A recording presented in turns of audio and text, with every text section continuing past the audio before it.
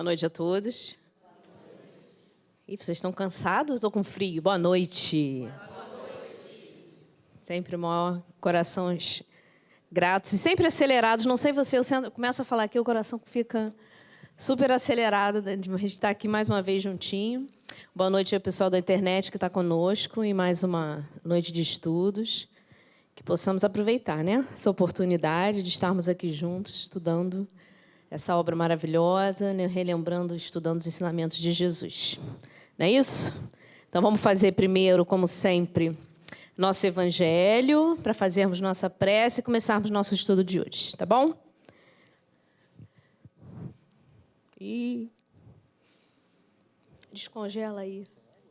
Não, eu estou com água. Meu parceiro congelou aqui o painel, esqueceu de descongelar.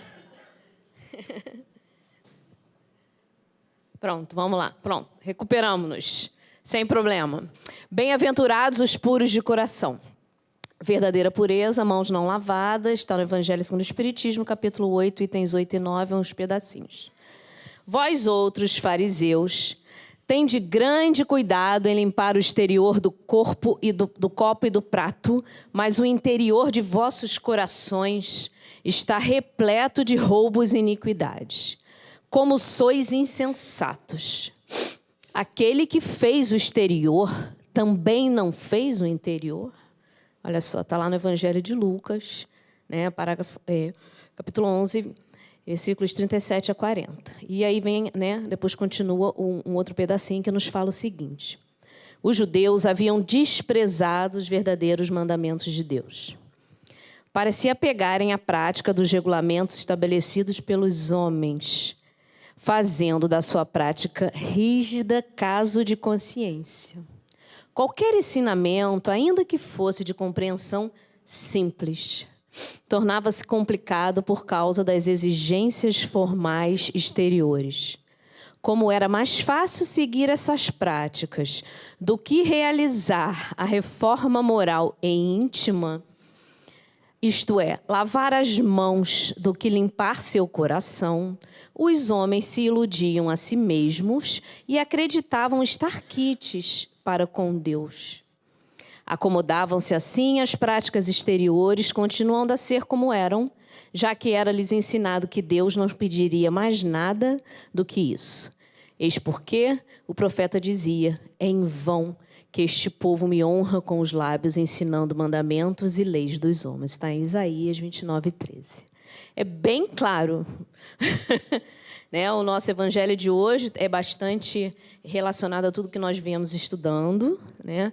E é sempre importante nós entendermos que as práticas exteriores, sempre a gente ressalta que não é crítica a nenhum tipo de religião que a tenha, nenhum tipo de crença, não é isso, mas que o verdadeiro sacrifício agradável a Deus é o sacrifício do nosso interesse pessoal, o nosso sacrifício do coração, é o coração, a alma, os pensamentos limpos, e não necessariamente, né, e não apenas não o corpo, o nosso exterior, corpo, veículo de evolução do espírito. Então, quem tem que estar limpo, quem tem que estar né, higienizado e, através do nosso esforço de cada vez mais nos reformarmos, somos nós, é o nosso, né, é o espírito.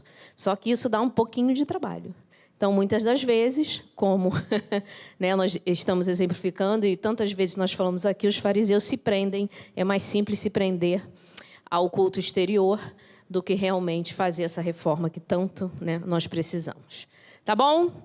Então, vamos fazer a nossa prece, agradecendo por aqui estarmos, sempre muito felizes, com os corações gratos à irmã Maria Angélica pela oportunidade de estudo, que nós todos juntos aqui, irmanados, possamos ter nossos pensamentos aclarados, raciocínios abertos, conectados à espiritualidade aqui presente, a estes benfeitores incansáveis, responsáveis por esse trabalho que tanto nos ajudam, que todos nós possamos aproveitar mais um pouquinho do que aqui hoje vamos conversar juntos, de uma forma sempre fraterna, com muito amor, relembrando os ensinamentos do Cristo, trazidos por essa doutrina tão consoladora que é o cristianismo redivivo. Então, dessa forma, agradecendo sempre à irmã Maria Angélica, que possamos iniciar o nosso estudo de hoje.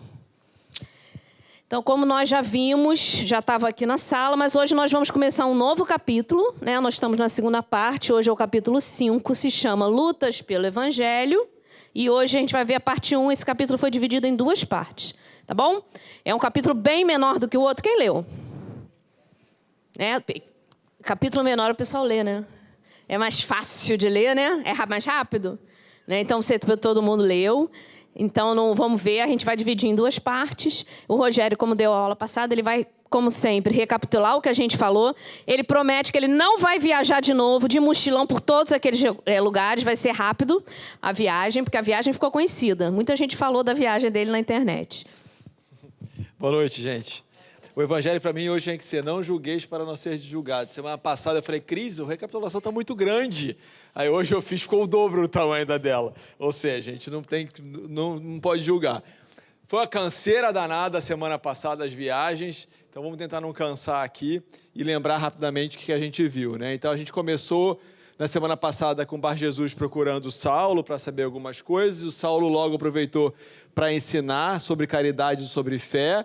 Eles foram indo de cidade em cidade e as viagens continuavam, e Paulo sempre demonstrando um alto entendimento teológico sobre Jesus, inclusive sobre ele ter vindo de outra esfera, visitado, de estar aguardando a gente em esferas luminosas, coisas que a gente só foi claramente ouvir mais tarde com o Espiritismo. Quando Paulo cada vez mais vai se desenvolvendo e falando melhor e dominando a plateia, Barnabé entrega para ele a chefia do movimento. Lembra que no início ele chefiava o movimento, ele liderava aquele movimento desde Antioquia. João Marcos demonstrou várias vezes cansaço, não estava muito confortável com o que estava acontecendo ali, com o rumo das viagens, das tarefas e daquele trabalho pesado, e quando eles chegam na Panfilha, ele decide retornar para Jerusalém, né? A gente viu isso também, e abandona os dois. Quando eles estavam a caminho da Antioquia, da Pisídia, eles são assaltados, estão dormindo ao relento, são assaltados, levam tudo, capa, dinheiro, pão de cevada e até o evangelho que eles tinham, embora Paulo tivesse outra cópia. Em Icônio, uma jovem chamada Tecla se apaixona por Paulo, se declara, e tem uma confusão danada lá por conta disso. Ele acaba sendo preso, sofre a pena do castigo dos 39 açoites, porque é acusado de sedutor, inimigo das tradições familiares, de blasfêmia e de revolucionário. Na Licaônia, ele sofre o apedrejamento em praça pública, porque as pessoas descobriram o que tinha acontecido na outra cidade e preparam aquele apedrejamento em praça pública. E, por fim, depois eles ficam em Derbe mais um ano, passam de volta por várias cidades que eles tinham instituído igrejas, né? Fazem o percurso de volta a caminho de Antioquia, que é onde vai ser a aula de hoje, onde a aula de hoje vai se passar. E aprendemos coisa pra caramba, né? Como sempre, a gente quer sair daqui com o coração mais evangelizado, esse é o nosso objetivo, não é só ler, não é só saber um pouco mais de informação, mas de verdade se transformar. Mas temos frases assim fantásticas de Paulo da semana passada, em que ele diz que sortilégio eficiente que ele conheça é a fé em Deus com o sacrifício de nós mesmos. Então a gente viu que quem quiser um sortilégio, um talismã, botar uma moedinha no bolso, uma medalhinha, basta, coisa fácil, ter fé em Deus e sacrifício de nós mesmos. Ele apresentava, então, Jesus como esse príncipe celestial, um príncipe espiritual que visitava o mundo e tinha que esperar a gente, né, os súditos, em outras esferas. Ele também explica no outro cenário lá com o João Marcos, de que o espírito de serviço nunca tira a parte mais difícil aos outros. Então, nós temos que assumir a nossa parte, não ficar empurrando tarefa difícil para os outros. Quem tem espírito de serviço assume a sua parte, seja na tarefa do bem aqui na casa, ou seja em outras tarefas que a gente venha desempenhar. Ele chamou nossa atenção e aprendemos sobre o uso responsável do dinheiro, porque às vezes quando não temos responsabilidade, o dinheiro pode eventualmente dissolver os laços e as responsabilidades mais santas. Ele disse isso para o João Marcos, que ele tinha um dinheiro guardado que a mãe deu, isso facilitou ele desertar.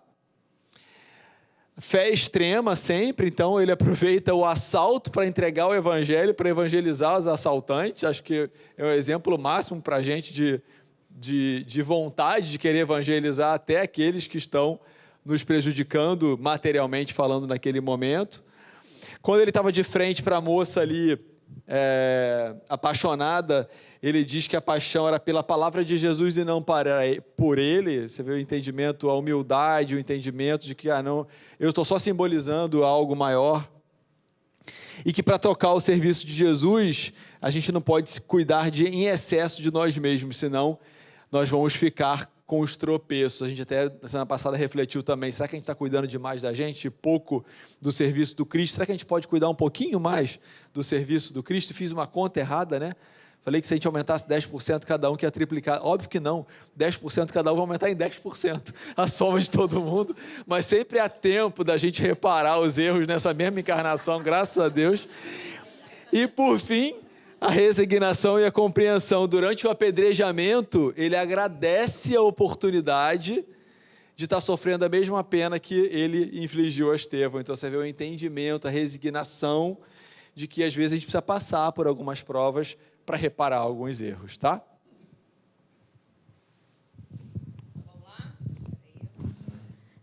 Então, vamos lá. E aí, então, após 4 anos, né, que a gente terminou lá, que eles estavam, né, voltando para Antioquia, Barnabé e Paulo, eles voltam para Antioquia, né? Terminamos, eles estavam voltando. E como é que eles são recebidos lá? Muito bem recebidos ou mal recebidos em Antioquia quando eles retornam? Com muita alegria, né? Com muito júbilo. Eles são recebidos com imenso júbilo, né? E todos muito admirados, muito felizes, né? Com os feitos que eles tiveram durante as viagens. E por várias noites eles passam juntos lá, relatando tudo aquilo, né? Com relatos verbais detalhados de tudo que aconteceu nessa viagem, nessa peregrinação de 4 anos. Mas a gente vai fazer uma pergunta. E como é que estava a situação lá em Antioquia? Né? A igreja de Antioquia, ela era a mesma que nós estudamos há 2 aulas atrás? Não era. Não. Como era? Então vamos só rapidamente para a gente relembrar. Como era a igreja de Antioquia? O Rogério usou uma expressão interessante. Era quê? A Disney das igrejas, não foi isso que o Rogério falou? Como é que era a igreja de Antioquia? Ela era igual a de Jerusalém?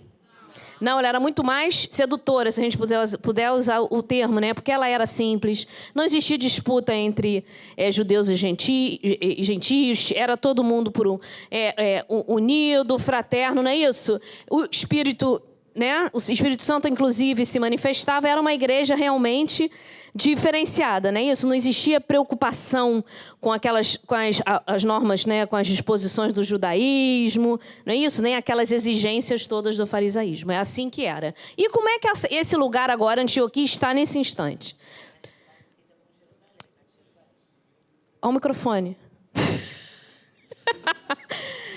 A Roberta não fala no microfone, mas a igreja de Antioquia realmente estava passando por uma fase de dificuldades. A Roberta falou o quê? Mais parecida com a de Jerusalém. Com o que acontecia anteriormente em Jerusalém. Então, é exatamente isso. Ó.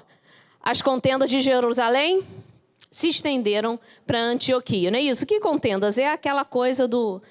Né? É isso, né? A disputa entre os favoráveis à lei, os favoráveis ao caminho, e ninguém chegava a acordo nenhum. As lutas da circuncisão aí realmente estavam acesas agora, que não existia, né? Anteriormente em Antioquia. As polêmicas furiosas a respeito dos alimentos impuros, aí está trazendo, né? Exatamente, né? Essas práticas materiais, as práticas... Oi? As práticas exteriores, né, do judaísmo. E o Manaém, quem era o Manaém? Vocês lembram? Era aquele que expunha, né, quem ficou no local, quem mais falava. Quando Saulo chegou lá, ele não conseguia falar, quem é que fazia as pregações? Era o Manaém e o Barnabé. Quando o Barnabé viajou com Saulo, na época era o Saulo, agora a gente... né, ele ficou no lugar, ele era uma figura super importante para a igreja de Antioquia, o Manaém, mas ele estava retraído, né? E aí, realmente, aquele sentido de simplicidade, de unidade que existia em Antioquia, ela perdeu, né, esse sentido. cada um doutrinava do ponto de vista pessoal. Eu achei isso bem interessante, né? Então, quem era a favor de uma coisa falava daquilo, quem era a favor da circuncisão, quem era a favor, né, de negócio de falar dos alimentos impuros, quem era a favor, na realidade, do Evangelho de Jesus também falava e cada um ficava... Tá, gente, virou bagunça, né? Isso que a gente consegue perceber. E, realmente, os gentios que antes eram considerados, como pessoas sem nenhum problema, que se relacionavam super bem, os judeus com os gentios, começaram a ser alvo de zombaria, não é isso? E com isso, esse ambiente todo, o que acabou acontecendo? As vozes do Espírito Santo não mais se manifestavam. Por quê? A ambiência espiritual dessa igreja, será que era propícia a uma manifestação daquela? Né? Então, gente, a importância da harmonia geral, isso a gente traz ali uma vírgula, para a produção de fenômenos mediúnicos de qualidade. Então, por isso que a gente precisa ter muito cuidado onde nós estamos vendo, assistindo, indo a locais onde existam os fenômenos mediúnicos. Inclusive na casa espírita séria. Quem trabalha na casa espírita séria precisa ter muitos olhos de ver e de ouvir, porque nós somos falíveis, sim, né? Existem brechas, nós cansamos de ler obras aí como aconteceu na casa espírita. Então, a gente, de nossa parte, como trabalhadores de uma instituição espírita, sempre temos que ter a preocupação de nos mantermos cada vez mais na nossa ambiência, né, na nossa conexão com os amigos espirituais. E como é que a gente se mantém conectado aos melhores amigos espirituais, aos espíritos mais elevados? Chegando aqui rezando? Também. Mas, e como é que a gente sintoniza? Agindo, procurando ser diferente, procurando, nos esforçando para cada vez mais, a cada semana que a gente chega aqui, a gente tentar ser um pouquinho melhor. Será que eu já me livrei, já melhorei um pouquinho dessa má tendência? Será que eu ainda estou, né, cada vez mais, né, fazendo aqueles testes, se a gente está realmente caminhando e melhorando? E é assim que a gente vai ajudar a nossa casa espírita. Cris, e também aquele aspecto da união, né? Porque às vezes a gente faz a nossa parte individualmente, mas a gente precisa também cuidar dessa higiene do grupo. E como a gente viu na semana passada, o coletivo precisa falar mais do que o individual. Hoje também a gente vai falar um pouco sobre isso. Então, nós participamos aqui de vários grupos, né, de vários trabalhos. E, eventualmente, houve uma mudança, houve uma nova regra, enfim, às vezes é uma cadeira que mudou de lugar, e aí começa aquela coisa, né? Aí, titi, você viu isso, você viu aquilo, isso é péssimo, são as brechas que os espíritos obsessores, que querem destruir a causa, usam para destruir um trabalho. Então, a gente tem que estar vigilante, porque senão acontece o que está acontecendo lá em Antioquia, né? E aí essas manifestações, as coisas vão desaparecendo, porque a unidade daquele grupo deixa de existir. A gente tem que zelar pela casa também. Isso aí, sempre ter essa preocupação. Cada um de nós conosco e a gente sempre ficar de olho, né? E vigiar. Sempre vigiar, gente. Não achar que a gente está com paranoia, não, mas ter olhos de ver e ouvidos de ouvir, que às vezes a gente está, né, vendo, mas não quer ver, né? Então tem que ter coragem até de falar, de conversar sobre esse assunto. Não é isso? Então, como é que Paulo e Barnabé reagiram a essas mudanças percebidas, gente? Eles não gostaram nem um pouco, né? Eles não gostaram porque eles deixaram o ambiente, encontraram outro completamente diferente, né? Então, eles ficaram contristados, eles não estavam gostando. E Paulo resolveu falar o quê? O Paulo não cala a boca, né? Ele agora não cala mais. Ele ficou um pouco calado, só que agora ele voltou a ser o antigo Saulo. Ele resolveu tomar a palavra e falar. Só que a palavra dele estava sendo inútil. Olha lá, Paulo tomava a palavra, mas era de forma inútil. Não estava muito adiantando, né? Ele defendia a liberdade do evangelho, né? Falava, né, que a circuncisão era uma característica convencional da intolerância judaica. Ele falava e tudo, mas não estava adiantando. Né? Então, ele não estava tendo sucesso naquele tipo de pregação, de abordagem. Então, eles vão pensar numa outra alternativa. Então, mas antes da gente falar sobre continuar, a gente vai lembrar só rapidamente, porque a gente fala disso toda... Você queria saber isso, Roberta? Então, tu me mandou pelo pensamento? né? De onde vem a questão da circuncisão? E qual a importância? Vocês sabem? Por que a gente está falando toda hora disso? Da onde vem? Vem lá... Bem, é da lei de Moisés, né? A gente sabe que é da lei, não é isso? É da lei, não é isso? Lei o quê? Que lei? Mosaica, não é isso? Isso veio de lá da lei, ela está lá no livro da Gênesis. A gente trouxe um pedacinho que a gente não consegue ficar explicando tudo, né, Rogério? Mas a gente trouxe só para vocês terem noção que lá no livro da Gênesis, lá no 17, 10 a 14, aliás, tem muito mais, existe na realidade um compromisso, né, de Deus, tá bom? Eu vou ler para ficar melhor, entendeu? Abraão, tá certo? Quando ele tinha lá 99 anos, né? Abraão é quem? Quem é o Abraão? É o pai do povo hebreu, não é isso? Que ele era, né? Ele foi designado por Deus como o patriarca a partir do qual teria-se a origem, tudo aquilo. Todas aquelas tribos, aquilo todo, seriam dos descendentes dele. E foi, né, lhe dada uma autoridade divina. Isso, inclusive, está lá no Evangelho segundo o Espiritismo, para quem quiser recordar. Se eu não me engano, no item 2 do primeiro capítulo, né, Rogério? Que fala que os 10 mandamentos são a lei, né, de Deus, que Moisés recebeu lá no Monte Sinai, mediunicamente, mas os outros 613, se eu não me engano, acho que são 613 mandamentos, né? São mandamentos né, que foram trazidos por Moisés, não é isso? E revestidos da divindade, porque aquilo precisava ser revestido de poderes de divindade para o povo aceitar e atender. Está lá eu tenho o item Moisés lá no Evangelho, explica com muita clareza no início, mas que a gente já normalmente sabe. E aí, né, Deus conversou com Abraão e prometeu a ele que ele seria realmente uma aliança a Abraão, e ele diz que a aliança com você e com seus descendentes, ela terá que ser guardada. Todos os do sexo masculino entre vocês serão circuncisados na carne, né? Agora, só antes da gente continuar, isso aí é divino? Hã? Não, a gente pode afirmar. É aquela coisa que a gente não pode chegar e dizer que Moisés inventou e está se revestindo, não é isso, Rogério? Que a gente já estava até conversando, né? Mas a gente não sabe. Então, a princípio, a gente sabe que é uma coisa que está... Eu esqueço sempre a palavra, Rogério. Pode me lembrar que é a lei de Deus e a lei disciplinar. Isso foi uma lei disciplinar, mas a gente não pode garantir, porque está lá todo o livro da Gênesis, né, que nos mostra isso. E aí ele continua: terão que fazer essa marca, que será sinal da aliança entre mim e vocês, tá certo? Deus está falando, né, com Abraão. Da sua geração em diante, todo menino de 8 dias de idade entre vocês terá de ser circuncidado.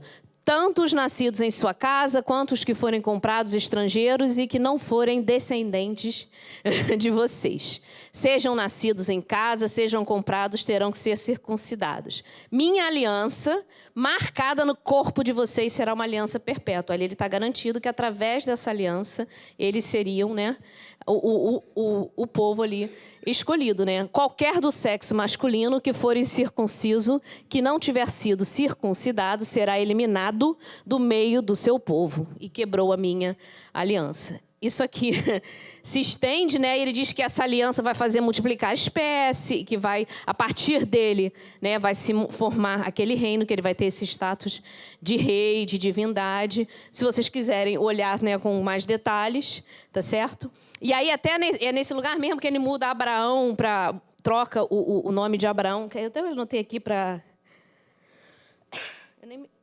Era H, tirou o H, não é isso?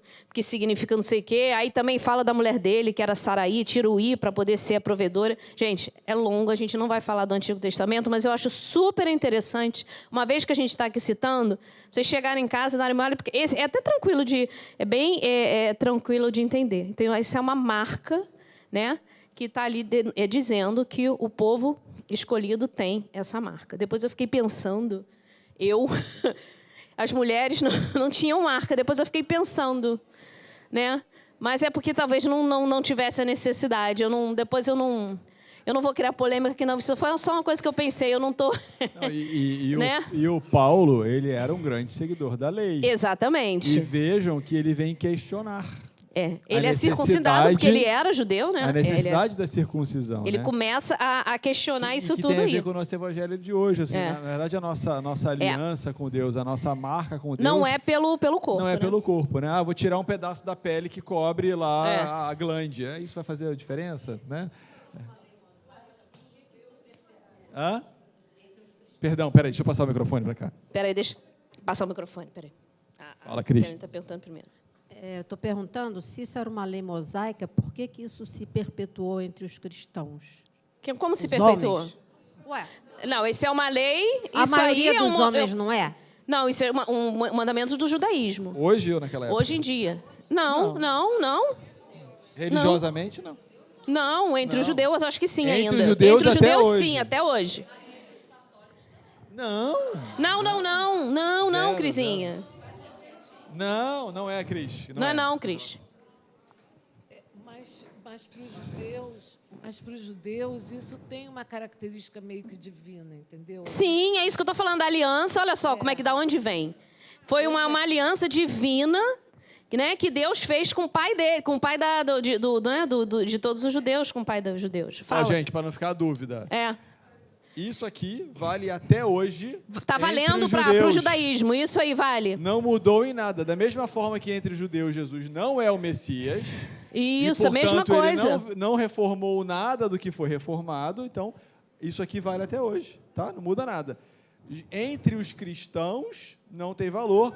Muito porque Paulo veio... A aula de hoje vai ser sobre isso. Vai falar sobre isso. Tá? É por isso que mudou entre os cristãos. Na Fala, carta Roberto. aos Romanos, Paulo fala muito sobre isso. Eu dei uma estudada. Ele fala bastante sobre a circuncisão. Ai, desculpa a curiosidade, mas é porque também tem essa coisa com relação à carne, que tem carne impura. Porque tem a questão da circuncisão e os judeus também, pelo menos nesse capítulo todo, eles também eu não sei te discutiam responder, não. Eu até estudar, mas eu acabei relação esquecendo. Não sei se o Rogério sabe. Por quê? Por que tem carne impura no judaísmo? Não tem nada a ver com a nossa aula, mas não, né, eu não sei muito a o ver com motivo exatamente. Com a forma do que o animal é Deve morto. ser como é morto. Mas a gente pode trazer na semana que vem as referências, tá? Não, eu sei que existe uma referência do alimento kosher, porque eu tenho amigos e que só determinadas pessoas podem manipular aquele alimento para que você coma, né? É o alimento, acho que chama kosher, não é isso? Isso aí eu sei, mas eu não sei o motivo também. A gente pode pesquisar e traz junto aqui para vocês. Ô, Cris, se há uma marca para o corpo físico, para demonstrar que todo mundo que tem essa marca é o detentor da divindade, ou o seguidor do monoteísmo, ou o povo escolhido... Faz parte do povo escolhido. Tudo nos faz crer que não é divino, né? E, assim, Abraão também é pai do povo árabe. Ele, além da árvore do judaísmo, né, ele também é, porque o próprio Ismael, que é o nosso aqui do Brasil, ele é aquele Ismael lá de trás, o filho da escrava do Abraão, tal. E eu não sei sem se fofoca espírita, pra gente não aqui não dá para a gente fazer a fofoca espírita das encarnações passadas. Sabe se o povo árabe também tem essa prática da circuncisão. A gente vai se apoiar em Kardec. Isso. Como a Cris falou, gente. Kardec, no capítulo 1 do Evangelho segundo o Espiritismo... Está lá no capítulo 1, gente. Diz que a lei divina é a promulgada no Monte Sinai, que trouxe os 10 mandamentos. Está bem no início do nosso Evangelho. E que o restante é uma lei disciplinar promulgada por Moisés para conter os abusos de um povo rebelde, etc. Revestido de autoridade divina. Então, são palavras isso está aqui no Evangelho. de Kardec. Isso aí. A gente não quer polemizar, mas o próprio Paulo, como um dos primeiros teólogos, veio contestar a necessidade da circuncisão. Né? Então, ele falou bastante sobre isso. E esse vai ser o grande tema da aula de hoje, tá? Ele falou bastante sobre isso e continua na aula que vem. Ok? Ih, Carlos. Vamos lá, Carlos. Vai lá, leva lá o microfone. 20 minutos falando de circuncisão. Quem foi que deu a ideia de botar isso aí? Não sei quem foi que deu essa ideia de botar esse assunto. Fala, Carlos. Eu acho que Moisés tem várias medidas sanitárias, vamos dizer assim. Se pode ser por medidas sanitárias, a gente pode pensar nisso porque também, pela você higiene. A gente conversou sobre isso. Essa carne de porco, por que eles não podiam comer carne de porco? Uma carne super perecível, né? Que dura poucas horas, é fora de um ambiente e tal. E na circuncisão, hoje em dia, por exemplo, né? Não tem nada a ver, mas eu vou dizer. O câncer de pênis nos judeus é 0. Aí a gente já está entrando numa estatística médica que a gente não pode entrar aqui, sabe por quê? Porque que foi, na época, uma medida sanitária, logicamente foi, porque, imagina só, devia ter várias doenças. A gente não pode, na verdade, a gente não tem como saber por que essa lei disciplinar está ali. Pode ter sido só uma maneira de Moisés trazer aquela marca, uma marca que o povo tenha, externa que o povo tenha. De qualquer jeito, né, gente? Mesmo com aplicabilidades práticas, sim, o que só a gente não pode correlacionar é que aquilo é um sinal divino e de que a fé, aliança, isso aí, né? exatamente. Assim, temos que nos vacinar. Ninguém contesta. Mas daí dizia, quem não é vacinado não é escolhido por Deus ou está inimigo de Deus, aí a distância é grande. Acho que o debate é mais sobre isso, né? Exatamente. Então, tanto sobre as carnes, sobre outras práticas, definição. Maria Angélica não quer que a gente faça... Não, a Maria Angélica falou isso? Então, é só um pouco sobre isso. Né? Então, vamos lá, gente. Então, novos componentes tinham chegado a Antioquia no decorrer desses 4 anos que eles ficaram longe, e eles estavam questionando a autoridade de Paulo e Barnabé, que eles não eram ninguém para ficarem ali falando, dizendo que só os apóstolos, né, lá dos galileus tinham autoridade absoluta para falar em nome, né, de Jesus. E Paulo e Barnabé não poderiam falar em nome de Jesus. Aí a gente aproveita e faz uma pergunta aqui rapidinho que a gente adora fazer. Qual é a verdadeira autoridade no mundo espiritual? Autoridade moral, não é isso, gente? É autoridade moral. Não tem autoridade de posto lá da igreja, hierárquica, não tem autoridade de nada, né? A gente não sabe disso. Né? O mais elevado aqui numa posição social não quer dizer, né, que vai ser de lá. A gente sabe que é autoridade moral, que, aliás, está lá no Livro dos Espíritos ou no Evangelho, acho que é no Livro dos Espíritos, que a autoridade moral é irresistível, né? Que os espíritos inferiores se rendem apenas, muitas vezes, pela presença. Ok, gente? E aí, que recurso, então, a gente voltando um pouco, que a gente deu uma desviadinha lá na circuncisão, eles tinham parado, Paulo estava falando à toa, não estava tendo muito efeito nas suas palavras. O que eles resolveram, então, fazer para resolver aquela situação? Resolveram chamar alguém. Quem que eles resolveram chamar para lá? A figura do bom senso, na época, bom senso encarnado, não é o Kardec, né? Mas é o Simão Pedro, para uma visita pessoal a Antioquia. E deu ruim, Cris? Deu ruim nada. Você vai ver só, eu não acho que deu ruim, não. E deu não? Não deu, não. E aí, Pedro foi? Foi, gente. Simão Pedro vai a Antioquia na companhia de João. Olha lá. O nosso João Marcos, que não desistiu... Tá? Ele não havia abandonado de todas as atividades evangélicas. Ele vai, e aí Barnabé e Paulo ficam super felizes, super contentes quando ele chega, animados, e ficam numa... Né, horas, hoje em dia que falam, né? Eu olho isso aqui e me lembro de resenha, que os meninos falam, né? Em resenha, né? Como se fizessem horas de confidências íntimas a propósito das viagens missionárias e dos fatos que se desenrolavam em Jerusalém. Paulo e Barnabé não cabiam em si de contentes com a presença de Pedro, ok? Não, de Pedro, de Simão Pedro, tá? E aí eles estavam, olha, eles dizem, mostrando que estava se desenrolando em Jerusalém. Aproveitando que a gente está falando de Jerusalém, eles estavam conversando qual era o cenário em Jerusalém ali naquele momento. Como que estava? Estava melhor, gente? Não estava melhor. Pedro diz, nós estamos enfrentando grandes lutas, né? Estamos enfrentando grandes lutas. E ele diz, de um lado, necessidades de toda a ordem, né? De todo mundo, do povo necessitado. E eles ali, subsistindo, ajudando ao povo nessas necessidades, como sempre fizeram, pessoal, os cristãos. Desde a época que eram os homens do caminho, não é isso, gente? E do outro, o quê? as perseguições sem tréguas, querendo abafar o movimento, querendo, né, que eles não continuassem nesse trabalho. Não é isso? E aí é o mesmo cenário, né, que tinha arrefecido pouco, mas agora voltou. Ali, em relação à igreja de Jerusalém, quem é que se encontrava no meio desse caminho, fazendo uma ponte que não era nenhuma coisa nem outra? Tiago. No meio, no centro, estava Tiago, que tinha rígidas exigências do judaísmo? Tinha, mas em compensação ele também trabalhava como cristão, não é isso? E o que isso trazia para os cristãos? Eles conseguiam, de certa forma, né, a observância rigorosa da lei, que é a lei, né, de Moisés, funcionava como uma proteção contra aquela perseguição. Toda vez que o negócio estava começando a pegar fogo, aparecia a figura do Tiago e eles recuavam. E aí a igreja, comandada por Simão Pedro, conseguia continuar fazendo o seu trabalho de assistência. Ok? Então esse é o cenário que nós já tínhamos visto algumas vezes, as ponderações de Pedro. Vocês concordam? Né? E aí Pedro, né, ele fica tentado, ele até fala isso, a lutar para restabelecer realmente a liberdade dos princípios do Mestre Jesus. Mas como que ele ia fazer isso? Como é que ele ia proceder? E aí ele entra numa espécie de conflito. Ponto de vista pessoal dele contra o bem-estar coletivo. Porque se ele trabalhar para suprimir aquela influência, ele ia levar o ponto de vista pessoal dele de defensor realmente do Evangelho de Jesus livre. Vocês concordam? Esse é o ponto de vista pessoal dele.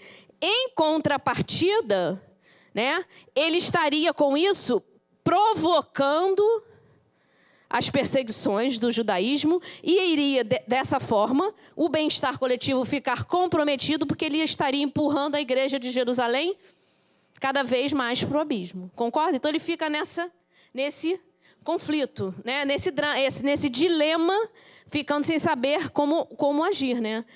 Ele fica entre a dúvida, entre a razão, né, e a emoção. Ele fica naquela coisa, ponderando o que fazer. Então ele está... Fala, Afonso.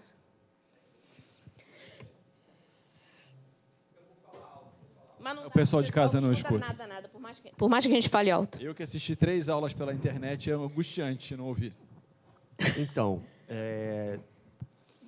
depois de muitas leituras, eu recordo que em uma delas, e isso ficou bem claro para mim, antes uma escola ruim do que nenhuma escola. Então, se Pedro cria uma situação que traz prejuízos para aquele coletivo, para aquele ambiente, e ele acaba se desfazendo, seria pior do que você ter um ambiente com problemas. Porque ambiente com problemas nós vamos ter sempre, né? Exatamente. Então, acho que é por aí. Isso aí, né? Ele pensa que não, ele fica imaginando se seria justo ele prejudicar todos aqueles necessitados, não é isso?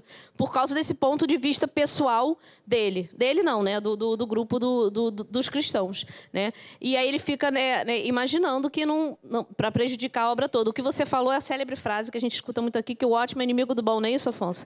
A gente escuta isso à beça, né? O ótimo é inimigo do bom, a gente escuta isso, foi isso que o Afonso quis dizer, né? É tentar, na realidade, contornar os problemas, dar uma calma, ver como é que vai trabalhar para, à frente, a gente conseguir um resultado diferente. Não é isso que Pedro vai começar a pensar aqui, né? Tá? E aí a gente faz aquela perguntinha básica de sempre. Alguém quer falar? Eu vi aí? Não? E nós, né? Como é que está a nossa atuação no mundo?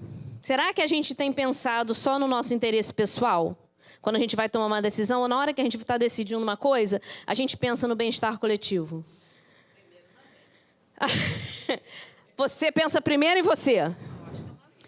Mas quando você não faz assim, uma análise para saber se aquela sua decisão pode afetar muito ao bem-estar coletivo, não é isso? Eu gosto muito de dar um exemplo.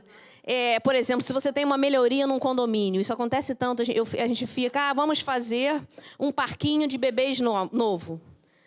Muitas pessoas votam contra e dizem assim, eu não tenho filhos nem netos, eu não vou votar a favor. Isso não acontece? Eu estou dando um exemplo bem simples e bem bobo. Não sei se o Rogério lembraria de outro. Mas é exatamente isso. Eu não tenho interesse no parque, então eu não quero... Eu vou votar contra porque as outras várias crianças, para mim, não me importa, né? E não, ali talvez nem fosse nada demais você pagar um determinado valor a mais de uma cota, que talvez você até financeiramente pode, mas você só está vendo ali o teu lado, o teu interesse pessoal. Não é isso? Tá? E aí agora a pergunta, que vocês não fizeram, queria que vocês tivessem feito, mas não fizeram. Jesus falou sobre a circuncisão? Diretamente não. Pedro, né, isso está aí no nosso livro, ele não deixou uma solução direta ao problema dos incircuncisos. Mas a gente consegue deduzir o que a mensagem de Jesus nos diria sobre essa situação? Né? Olha lá. Ensinou que não será pela carne que nós atingiremos o reino, e sim pelo raciocínio, pelo coração.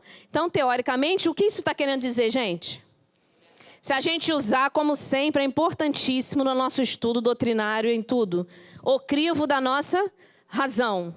Analisar as coisas, né?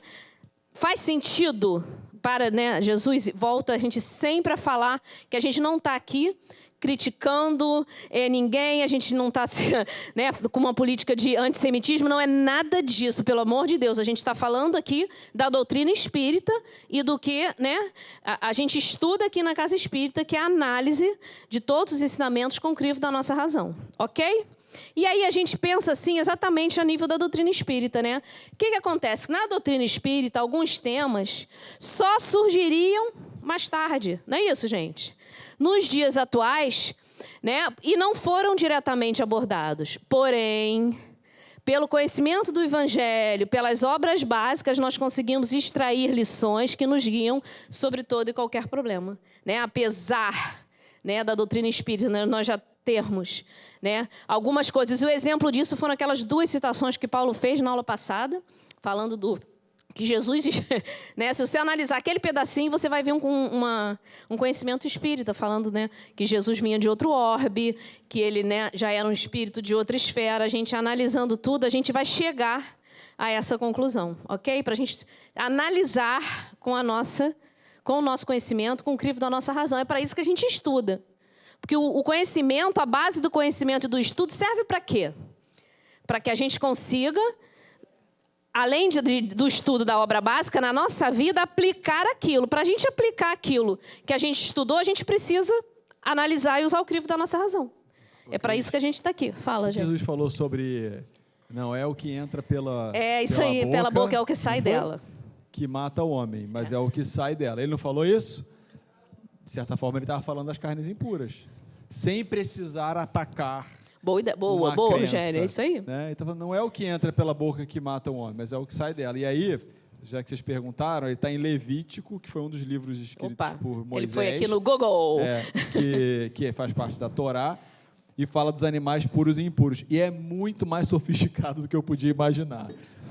O Senhor disse a Moisés e a Arão que comunicassem aos israelitas as seguintes ordens: de todos os animais que vivem sobre a terra, são estes os que eles podem comer. 2 pontos, então tem uma lista. Todos os que tiverem a unha do pé dividida em 2 cascos diferentes e forem ruminantes, desses pode comer. Por isso, não devem comer dos seguintes: ainda que sejam ruminantes, ou tenham a unha dividida. O camelo, pois, rumina. Tem um algoritmo, gente. Gente, é sofisticado. Então, você vê, Levítico, capítulo 11, é bem no comecinho. Todo mundo pode ler depois em casa. A circuncisão mais aí, simples. Cita o coelho, cita o porco, cita não sei quem. E Jesus veio falar de uma forma muito simples. O reino de Deus não vem com aparências exteriores. O reino de Deus está dentro de nós. Nisso ele vem reformar. É uma atualização sobre a prática religiosa que ele vem nos propor, tá? E isso... Paulinha está falando ali. Na discussão dele com Nicodemos, né? Isso a aí. Paula está lembrando aqui, Isso. né? O que vem da carne é carne, o que vem do espírito é do espírito, é separado. Não é a mesma coisa. Ok? Então, como é que era lá... Simão Pedro chegou lá em Antioquia, como é que Simão Pedro se comportou? Super bem, né? Porque Pedro era, como diz você, o fofo, né?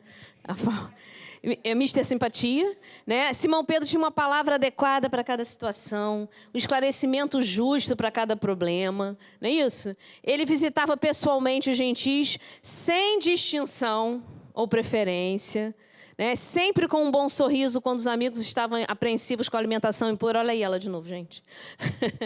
Né? Paulo o levava a todos os lugares onde houvessem irmãos perturbados pela ideia da circuncisão obrigatória. Ele ia só adquirindo, né, agregando simpatias à volta dele. Então, com isso, gente, o resultado foi estabelecer-se notável movimento de confiança e uniformidade de opinião. Ou seja, o que aconteceu? Eles estavam conseguindo restaurar o ambiente de quê? Anterior que a igreja de Antioquia possuía, ok? E aí tudo ficou uma maravilha, não ficou?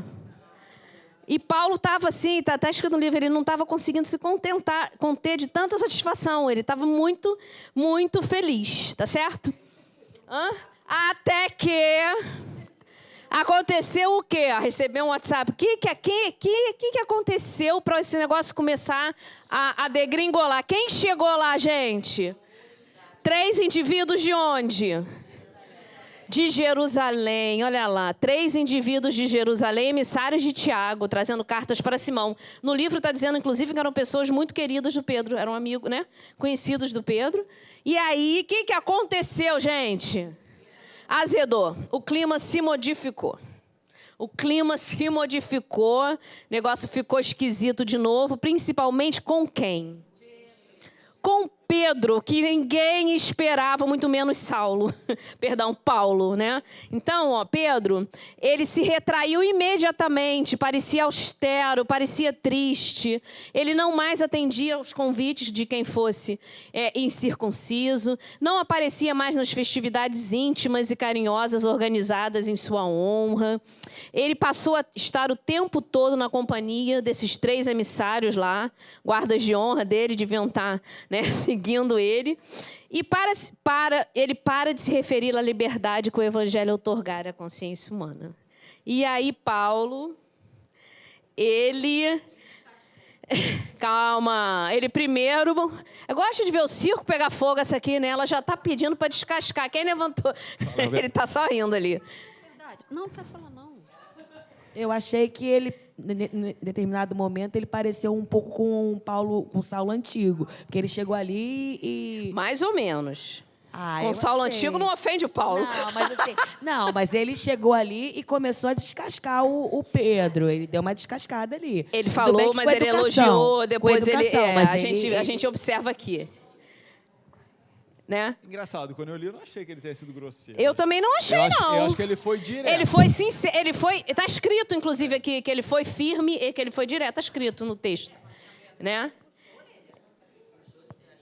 Ele chamou atenção. E aí Paulo ficou chateado, né? Ele começou a observar aquela transformação e realmente com profundo desgosto. E ele não se conformava, logo Pedro, ele não esperava aquilo de Pedro, né? Como interpretar aquele comportamento em desacordo com tudo que Pedro acreditava e que ele também, não é isso? Ele não estava, né, se conformando. E ele não consegue, aí ele volta um pouquinho à característica anterior, ele não consegue esperar tanto assim, e após 2 semanas ele decide falar lá na tribuna para exaltar a emancipação religiosa do mundo. Ele resolve falar novamente, parcialmente, ele resolveu falar, que ele não se omite. Né? As duas estão rindo ali, a Tuti deve ter falado alguma graça ali.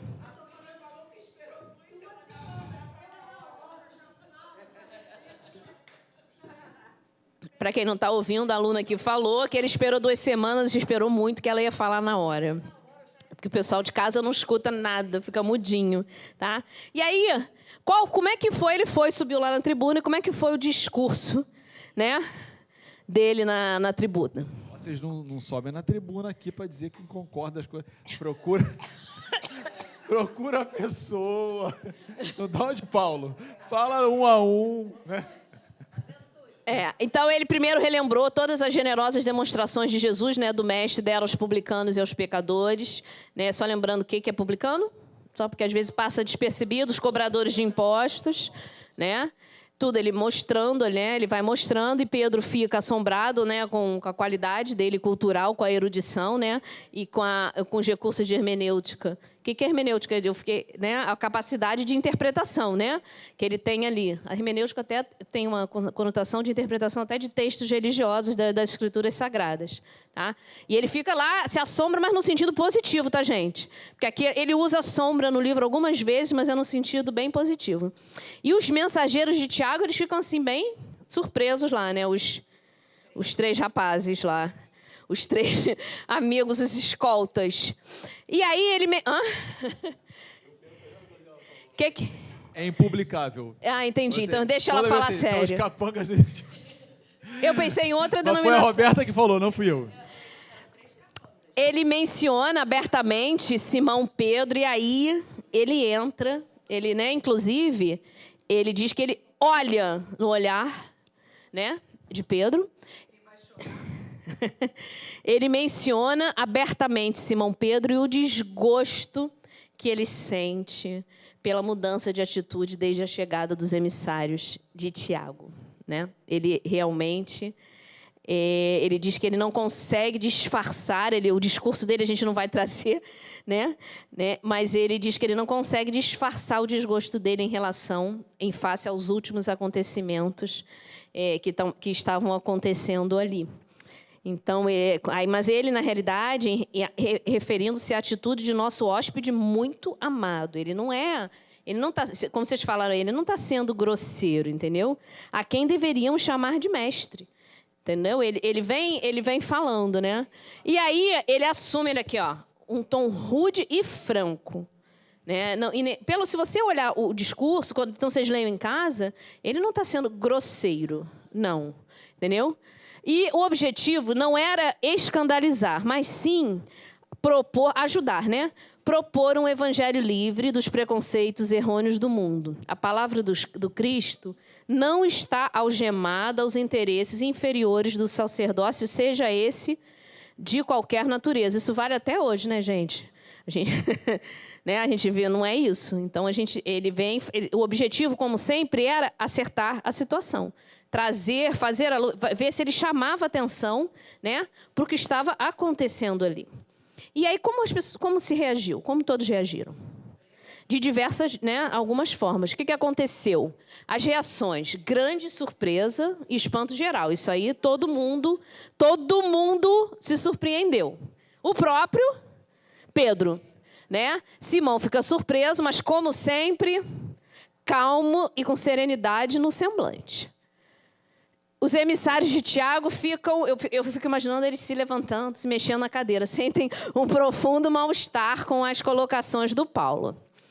E os gentios de Antioquia estavam enternecidos e gratos, né, pela defesa ali do Saulo. Simpatizantes do farisaísmo já se retraíram em rancor, com grande rancor, e Barnabé não sabia o que fazer, ele ficou ali desconcertado, lívido, estava branco, perdeu a cor, e ele interpela Paulo, né, dizendo com que direito tinha ele de atacar a vida pura do continuador do Cristo Jesus, que era Pedro. Ele realmente interpela Pedro. Mas Paulo continua falando a despeito disso. E Pedro, nisso tudo aí? Pedro fica introspectivo, pensando ali, né, o que estava acontecendo, não é isso? Ele se vê numa situação difícil, concordam que Pedro está numa situação difícil? Está ali numa situação difícil. E aí ele pensa, né, na sua tarefa no campo de batalha espiritual pelas vitórias do Evangelho, e analisa os 2 companheiros ali naquele momento. Ele começa a analisar o Tiago e o Paulo, porque, na realidade, eles constituem como se fosse uma dicotomia. As 2 linhas que, na realidade, estavam, entre aspas, brigando ali, né, naquele momento. Medindo forças, isso aí. Aí ele começa a pensar, Tiago era o quê? Ele começa a dizer, ele avalia que os dois são importantes. Foi isso que Pedro começou a avaliar ali. Que tanto Tiago quanto Pedro, quanto Paulo era importante. Alguém levantou o dedo aí? Ou está só arrumando o cabelo? Não. Pontos de vista diferentes. Tiago cumpria elevada missão junto ao judaísmo. Qual era a função, então, do Tiago? Acalmar as contendas, não é isso? Entre o judaísmo, né? Ele protegia a igreja de Jerusalém contra as perseguições. E a igreja de Jerusalém, na realidade, ele era o ponto inicial, central de partida de cristianização do mundo, da onde tudo surgiria. E Paulo, o amigo desassombrado dos gentios, ele já estava, né, naquela função de realmente...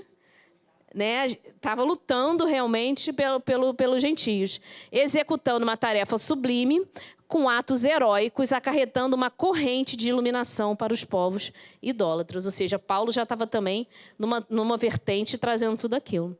E os dois, né, ele vai começar a analisar, não sabe o que fazer, né, qual seria o maior a seus olhos. Aí ele começa a pensar assim, qual seria o maior aos meus olhos que convivi com o mestre? Aí ele começa a lembrar do mestre.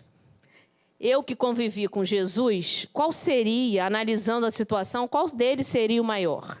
E aí o que ele faz? Claro, pede ajuda a ele, né? Ele roga a Jesus a inspiração necessária à fiel observância dos seus deveres. E aí é bem bacana, porque ele diz que é como se ele revivesse a cena do Calvário, a cruz, e ele vê o vertical e o horizontal tão certinhos, um horizontal e o vertical, e ele enxerga ali uma noção de equilíbrio, que ele precisa agir com equilíbrio nessa tomada de decisões, né? Ele precisa ter o equilíbrio, que era o que Jesus sempre falava, né? Fazia, a noção do equilíbrio. E ele pensa, né, que tanto gentios quanto judeus eram irmãos, né? Ele devia amar o Tiago pelo cuidado generoso que ele tinha com os israelitas. E Paulo de Tarso também, pela dedicação extraordinária a todos que não conheciam a ideia do Deus justo. Ou seja, ele está ali entre a cruz e a espada, né? Ele está analisando. E como é que fica nisso tudo aqui? Como é que está Barnabé e Paulo, que eram as figuras ali presentes? Porque Tiago não estava ali, né? Tiago estava o Pedro estava pensando na figura dele, mas ali Barnabé chorando. Acho que é a primeira vez que Barnabé aparece chorando assim, né? Com olhos vermelhos, chorando. E Paulo parecia cada vez mais franco. Paulo aqui... ele se revestiu, parou, aquele não chorou, secou. Aquele não desidratou, né? Ele parecia ali cada vez mais franco. E ele pede a inspiração e ele vem, a inspiração de Jesus, né? Aí Jesus ele vem aqui e ele se lembra, né? Jesus disse, o que desejasse ser o maior, que fosse o servo de todos. Aí ele se inspira, Pedro... né, levanta-se, como sempre, com aquela fisionomia serena, né, com os olhos orvalhados de lágrimas, mas que não chegava a correr, os olhos assim cheios, né, cheios d'água, né, emocionado, e sem lágrimas a correr, e começa a falar. Irmãos, muito tenho errado nesse mundo. Não é segredo para ninguém que cheguei a negar o Mestre no instante mais doloroso do Evangelho. Tenho medido a misericórdia do Senhor pela profundidade do abismo das minhas fraquezas. Ele está ali se humildando, né? Ele está reconhecendo, né, as dificuldades que ele ainda tem. Se errei entre os irmãos muito amados de Antioquia, peço perdão de minhas faltas. Submeto-me ao vosso julgamento e rogo a todos que se submetam ao julgamento do Altíssimo.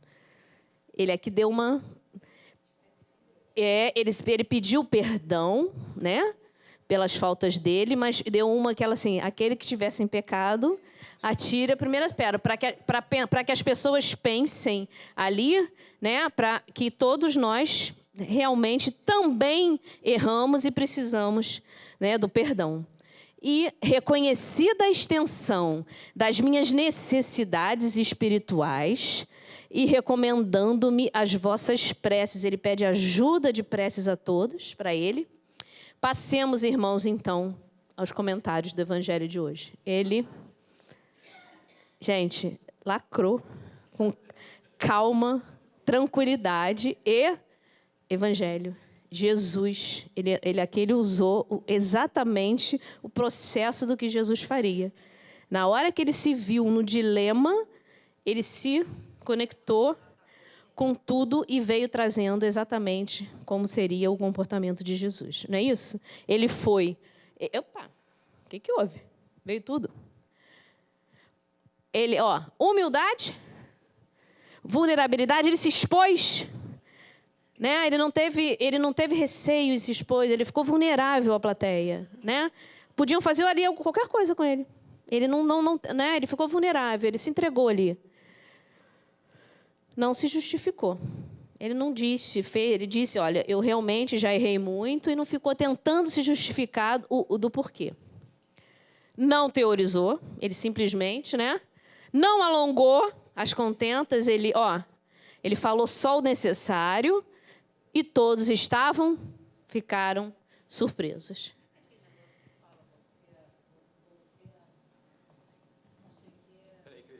Tem microfone. Eu não estou lembrando. Eu vou ser a Estação Terminal do Mal. Ele foi. Estação Terminal do Mal, né? Isso aí. Ele foi ali...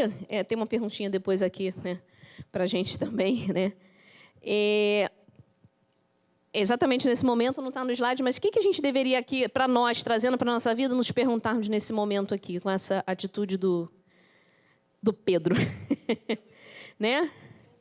Será que nas nossas atitudes, nesses momentos, a gente está contornando? Será que a gente está ajudando? Né? Será que a gente está tendo uma decisão, uma atitude conciliadora, que mesmo num momento não vai ser aquilo que a gente quer, mas que num futuro a gente vai ter um resultado, vai proteger uma determinada coisa, ou a gente está fazendo, né? A gente está partindo para o embate e vai prejudicar de vez a situação, tanto para nós quanto para o outro. Né? Será que a gente tem feito esse comportamento like Pedro? Tentado, pelo menos, é importante a gente tentar ser conciliador. Muitas vezes nós não conseguimos, mas é importante a gente tentar conciliar. Não é simples, mas a gente pode. A gente pode fazer, analisar, parar. É que nós somos muito imediatistas. Esperar 2 semanas. Não é isso, a gente é imediatista. Quando a gente para, a gente consegue raciocinar, analisar e começa. Né? Se quiser, eu estou muito longe de Jesus, mas não é assim. A gente está aqui para estudar os ensinamentos de Jesus e pensar qual seria o caminho certo. A gente pode até, às vezes, não conseguir trilhar ele, mas a gente já sabe qual é, não sabe? A gente já sabe. Né? E começar a analisar quais são as formas que a gente tem de chegar, pelo menos próximo daquele caminho, para conciliar. É isso que a gente precisa fazer, parar. É que nós não paramos, nós somos distraídos e imediatistas, né, normalmente. E ele faz isso tudo e passa o seguinte, pum, ele vira, né? Lê o evangelho, Simão. Aí Simão deveria... O comentário do evangelho era dele. Mas ele fez o quê? Ele pediu para que Paulo fizesse. E Paulo entendeu, porque está escrito, inclusive, no texto. Ele entendeu o significado dele ter passado o comentário do evangelho para ele. E a atitude de Pedro salvara a igreja nascente, tá? Agora, Pedro não parou por aqui, porque ali ficou tudo resolvido, encerrou, acabou lá a reunião e podia ficar um mal-estar. E ele podia achar que o Paulo que tinha que ir até ele, porque, teoricamente, foi o Paulo que expôs ele, né? Mas não, ele começou, ele fez um movimento de ir. Opa! Eu pulei isso aqui, gente. Isso aí foi relatado, eu até esqueci. Tá? Esse fato foi relatado por ele, né, por Paulo, na Epístola aos Gálatas. Você está tempo de eu ler, não? Já está no finalzinho? Vou ler. Não, eu ia dizer para vocês lerem em casa. Exatamente como aconteceu por Paulo, está lá, ó. Quando, porém, Pedro veio a Antioquia, enfreitei-o face a face por sua atitude condenável. Pois antes de chegarem alguns da parte de Tiago, isso tudo, olha lá, Paulo falando, temendo os que eram da circuncisão. Os demais judeus também se uniram a ele nessa hipocrisia, de modo que até Barnabé se deixou levar. Quando vi que não estavam andando de acordo com a verdade do evangelho, declarei a Pedro diante de todos: você é judeu, mas vive como gentio e não como judeu. Portanto, como pode obrigar gentios a viverem como judeus? E aí a gente trouxe lá, a gente pula um pouquinho lá no 20, né? Pois por meio da lei eu morri para a lei, olha lá, a fim de viver para Deus, né? Fui crucificado com Cristo, assim já não sou eu quem vive, mas Cristo vive em mim. Tá? Exatamente a gente trouxe porque essa frase, né, é super famosa e vem exatamente desse momento aí que Paulo nos trouxe isso. Tá bom? Então, eu tinha esquecido, acabei pulando direto. Simão... Ué?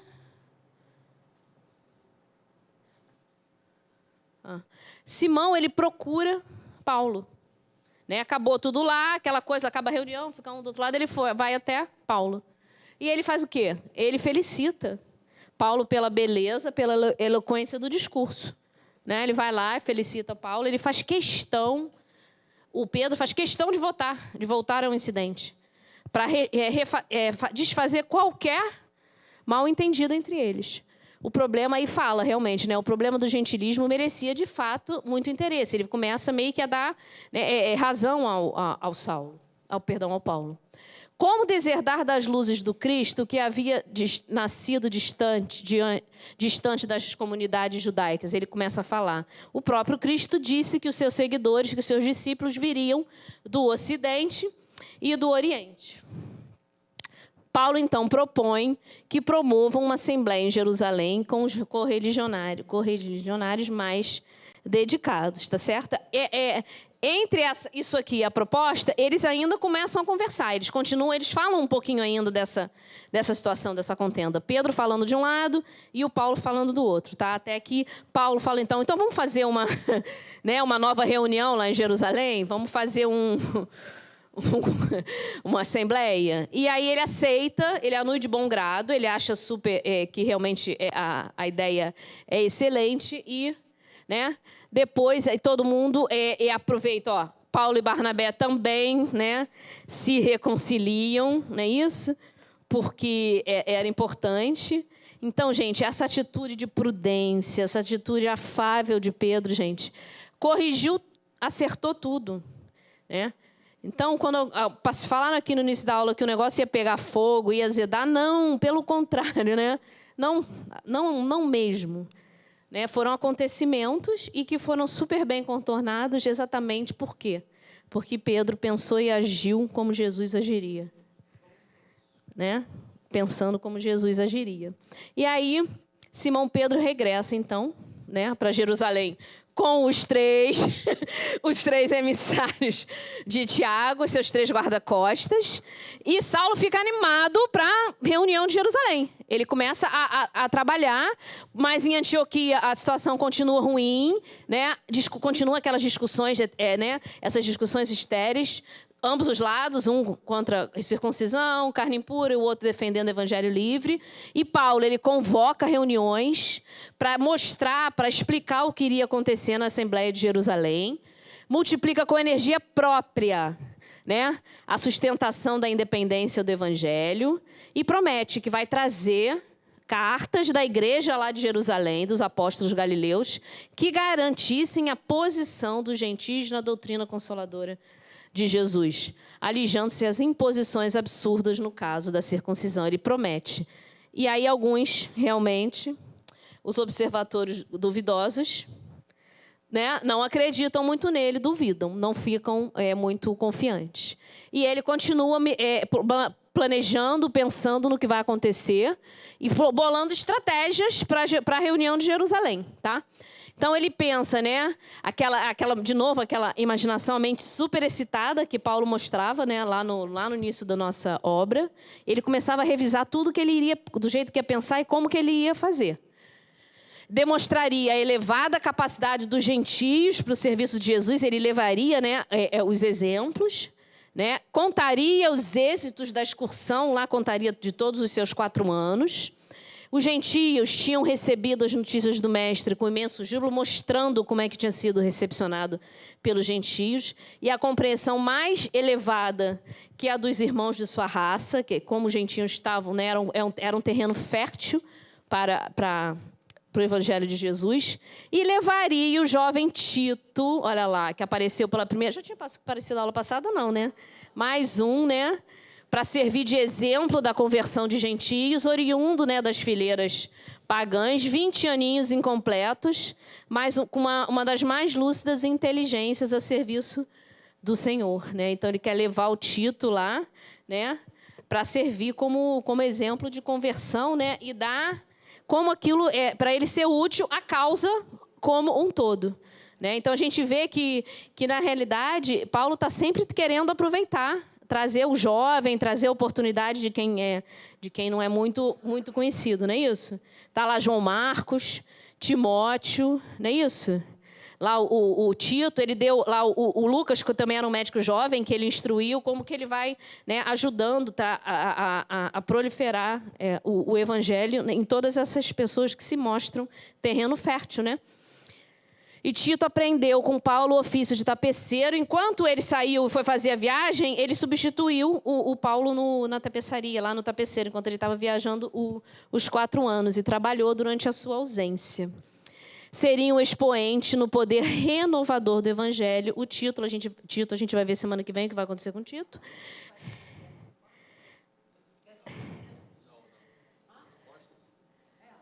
Não é ele, não. É Zaqueu. Isso. Aí ele iria surpreender os mais doutos, que, aliás, que são... hoje é o dia, né? Sim, ela falou na palestra de hoje exatamente isso, que Zaqueu foi ele e foi o 13º, que virou Matias. Surpreenderia os mais doutos, né, ou seja, os mais cultos, os mais instruídos, com seus argumentos de alto teor energético. O Tito seria uma boa aquisição. E, dito isso, ele continuou planejando. Dentro de 4 meses, ele chega aí realmente, enfim, a correspondência de Simão Pedro convocando, né, referente à Assembleia. E ele, mais uma vez, na véspera, ele sobe lá na tribuna e renova a promessa de tudo aquilo que ele tinha conversado, né? Todas as concessões esperadas pelo gentilismo. Ele vai lá e diz, olha, eu vou lá, vou nessa Assembleia e vou trazer tudo que a gente precisa aqui. E aí, depois... E aí, na manhã seguinte, vai parte aquela pequena caravana. Paulo, Barnabé, o Tito e mais 2 irmãos, não se refere quem são, naquela viagem vagarosa, né? Eles vão escalando em todas as aldeias, em todos os lugares que ele passa, aproveitando para quê? Para fazer as pregações da Boa Nova, disseminando curas e consolações do Evangelho de Jesus. Então, na aula que vem, nós vamos juntos ver como que vai ser esse encontro lá em Jerusalém de todos eles. Então, vamos agradecer a Maria Angélica essa oportunidade de aqui estarmos, nesses momentos tão fraternos, de tanto aprendizado, que possamos ir agora em paz para os nossos locais de destino, sempre muito felizes, os corações gratos por aqui termos estado, aprendendo um pouquinho mais dessa doutrina tão consoladora e dos ensinamentos do nosso querido Mestre Jesus, nosso guia e modelo. Graças a Deus.